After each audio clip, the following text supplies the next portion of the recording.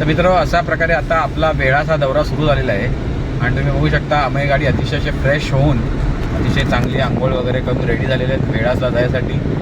Anita, Priya, bye आपण सगळे आज सज्ज झालेला. प्रवास दाखवतोय की पूर्ण 5.5 तास लागतील वेळासला पोचायला, पण आम्ही प्रमाण धरून आहे की कमीत कमी 6 ते 6.5 तास, कारण की मध्ये माणगावला आमचा एक कॉफी स्टॉप होणार आहे. तर बघत राहा हा आमचा व्लॉग मुंबई ते वेळास. Thank you very much. आणि मेन काय टप्पा 2 पेट्रोल भरण्यात आलं आहे गाडीमध्ये पूर्णतः आता, आणि आम्ही पोचलो आहे आता सध्या तुर्भे. रात्रीचे 11:15 झाले. विचार करतोय माणगावला ॲटलिस्ट 1:30 ते 2 वाजेपर्यंत पोचण्यात, आणि तिथून मग पुढचा प्रवास करू. रस्त्याला वर्दळ नाही आहे, ट्रॅफिक नाही आहे, पण रस्त्याचं काम चालू असल्या कारणाने ट्रॅफिक थोडं स्लो आहे आणि त्या हिशोबाने थोडासा टाईम लागेल असं मला वाटतं. पुढच्या अपडेटसाठी पाहत राहा आमचं चॅनल पटकन ती कट्टा. मध्ये मध्ये हे होतं ना आपण रे. सध्या खालापूर टोल नाका पार केलेला आहे आणि इमॅजिका मार्गे आपण आता पालीला जाणार आहोत, आणि पालीहून मग नंतर मुंबई गोवा हायवे आपण टच करू. आणि तुम्ही बघू शकता की आता जागा चेंज झाली आहे. श्रावू आमची आली आहे, जी नेक्स्ट आमची RJ Shravu in the house today.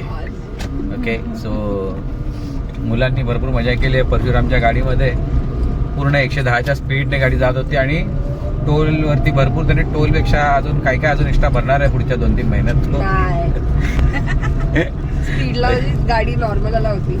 So आता पुढचं डेस्टिनेशन जर सांगितलं होतं माणगाव मार्केट. भेटू आपण तिकडे. Okay, thank you. पालीच्या पुढे एका पेट्रोल पंपवर बालाजी पेट्रोल पंप करून नाव आहे, आणि परशुराम दाभोळकर यांनी पेट्रोल फुल केलं आहे त्या गाडीमध्ये. पुढचं स्टॉप असेल आपलं माणगाव, आणि तुम्ही बघू शकता मुलंही आता उठली आहेत आणि उत्साहित झाले आहेत उद्या काचा महोत्सव बघण्यासाठी.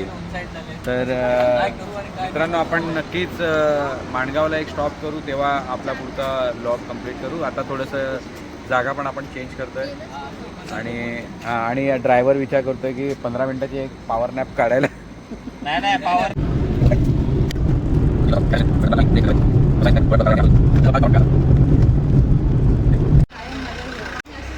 आणि हे तुम्ही बघू शकता आम्ही सगळे आता उठलो आहे तिकडे. अतिशय सगळे उत्साहित आहेत कासव महोत्सव बघायला.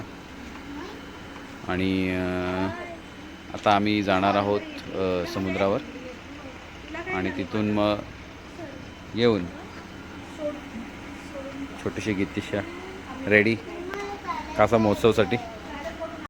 सकाळचे 5:30 वाजले आहेत. आपण वेळासला पोचलो आहे, आणि सध्या आपण जाणार आहोत कासवांची पिल्लं बघायला, जे फेमस आहे कासव महोत्सव.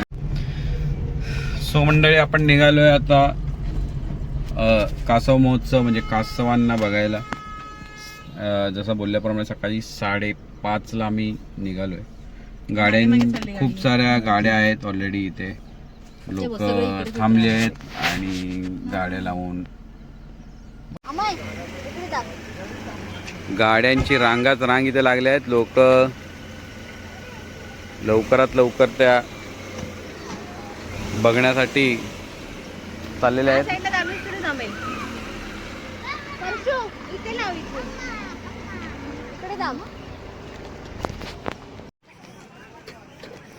लोक खूप मोठ्या प्रतिनिधी आलेले आहेत सागर महोत्सव बघण्यासाठी. तुम्ही पाहू शकता इथे वेळास सागरी कासव संवर्धन क्षेत्र पूर्ण माहिती इथे देण्यात आलेली आहे.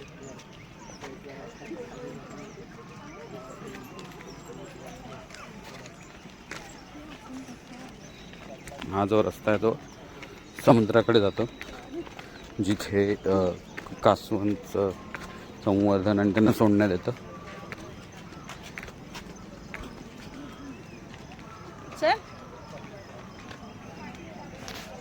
पिल्लाचा जन्म बघायला आलेले आहात किंवा त्याला पहिल्यांदा बघणार आहात. एका छोट्याशा पिल्लाला जो आपल्या सगळ्या कुटुंबाचा एक सदस्य आहे, कारण आपण सगळे निसर्गामध्ये राहणारे आहोत आणि निसर्ग ही आपली एक फॅमिली आहे. त्यातला हा एक छोटासा पिल्लू आहे. त्याला मदत आहे, त्याला गरज आहे आपल्या सहकार्याची. त्याच्यामुळे जे नियम सांगीन ते सगळ्यांनी पाळा, तर त्याच्या वाढदिवसाचं तुम्ही त्याला दिलेलं ते प्रेझेंट असेल. कारण कोणीही त्याच्यासाठी काही वेगळं गिफ्ट आणलेलं नसणार. त्याच्यामुळे जे नियम सांगतो ते पाळा, फक्त ते काटेकोरपणे पाळा. आणि आपण सुशिक्षित नागरिक आहोत हे आपल्याला आज इथे दाखवून द्यायचंय. कारण जनरली जिथे बोर्ड लिहिलेला असतो की नो पार्किंग, आपण तिथे पार्किंग करतो. थुंकू नका लिहिलेलं असतं, तिथे थुंकतो. कृपया इथे या गोष्टी करू नका. आत्ता ज्या टोपल्या आपल्याला दिसत आहेत त्या टोपल्यांच्या खाली नेस्ट ओपन आहेत, ती त्यातनं पिल्लं बाहेर यायचे चान्स आहेत. तुम्ही जर त्यांची अपॉइंटमेंट घेतली असेल तर ती वरती येतील आणि आपल्या सगळ्यांना दर्शन देतील. पण जी पिल्लं इथे बाहेर येतील वाळूत संपूर्ण वर येतील, त्यांना पाण्याजवळ आपण बॅरिकेड्स लावलेत. बाहेर येतील वाळूत संपूर्ण वर येतील, त्यांना पाण्याजवळ आपण बॅरिकेड्स लावलेत. त्या बॅरिकेड्सच्या आतमध्ये पिल्लांना ठेवलं जाईल. आमचे व्हॉलेंटियर आतमध्ये उभे राहतील. आपण सगळ्यांना विनंती आहे की सगळ्यांनी बॅरिकेड्सच्या बाहेर थांबायचे. फोटो आणि व्हिडिओ भरपूर काढू शकता, फक्त मोबाईलचे फ्लॅशलाईट आणि कॅमेराचे फ्लॅशलाईट बंद करा. कारण हे उजेडाच्या दिशेला आकर्षित होतात. त्यांना थेट त्यांच्या घरात जायला द्यायचंय. इथेच ते फिरत राहिले तर त्यांची एनर्जी खूप वाया जाईल. इथे लहान मुलं ज्यांच्या बरोबर आहेत त्यांचे हात धरून ठेवा, कारण बऱ्याचदा लहान मुलं एक्साइट होतात छोट्या पिल्लाला बघायला आणि ते लाईन क्रॉस करून आतमध्ये येतात. लाईनीच्या बाहेर आपला मोबाईल आणि कॅमेरा आहे हे सुद्धा खात्री करून घ्या. एकदा पिल्लं पाण्यात गेली की त्याच्यानंतर पुढचे 15 ते 20 मिनिटं आमची माणसं सांगतील त्या एरियामध्ये कोणीही पाण्यात जायचं नाही. ही सूचना जरा कटाक्षाने सगळ्यांनी पाळा. कारण काल संध्याकाळी सुद्धा काही लोक पाण्यात जायला तिथे पुढे पुढे जात होते. समुद्र किनारा पाणी तिथेच राहणार आहे. पिल्लांना फक्त आधी जाऊ देत. 15-20 मिनिटानंतर तुम्ही जाऊ शकता. कारण लाटेबरोबर परत मागे येऊन ही पिल्लं आपल्याच पायाखाली येऊ शकतात आणि त्यांचा जन्मदिन हा त्यांचाच मरण दिन होऊ शकतो. त्याच्यामुळे या नियमांचं पालन करा. यहाँ जो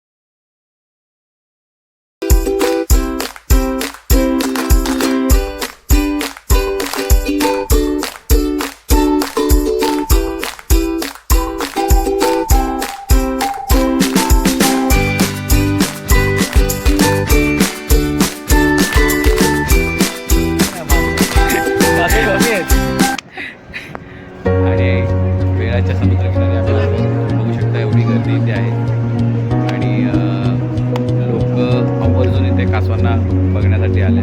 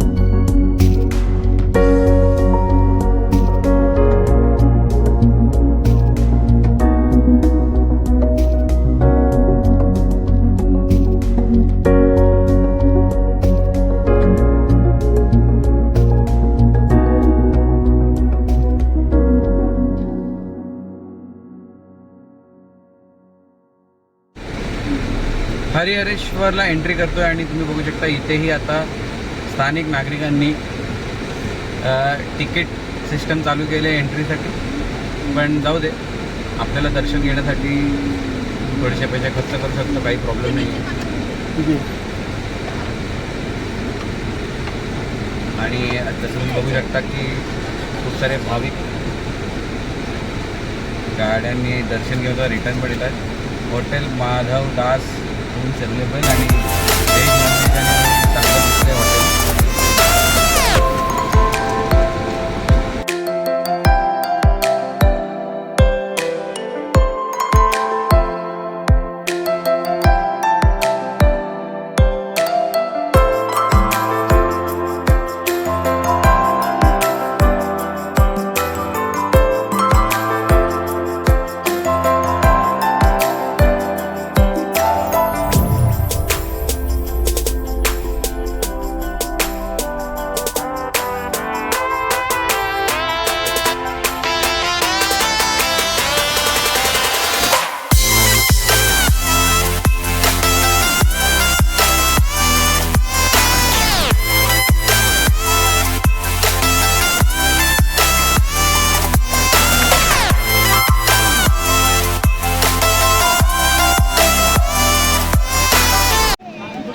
भारी दिसते ग प्रॉन्सची.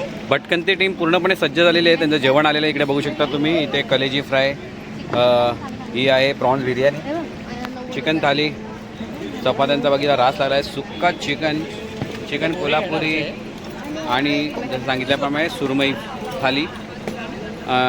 प्रत्येकजण आता आपापली जेवणाची आस्वाद घेण्याचा प्रयत्न आणि सुरुवात झालेली आहे. Thank you.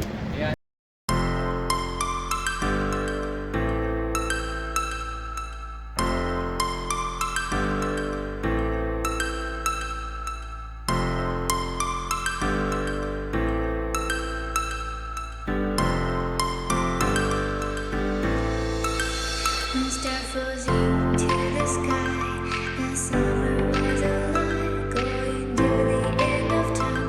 I can see the daylight. I swear perfect. Is it really the end? Just so like a stranger, so far away from me. You said you were longing for me, but I managed for our story. Baby, don't be sorry for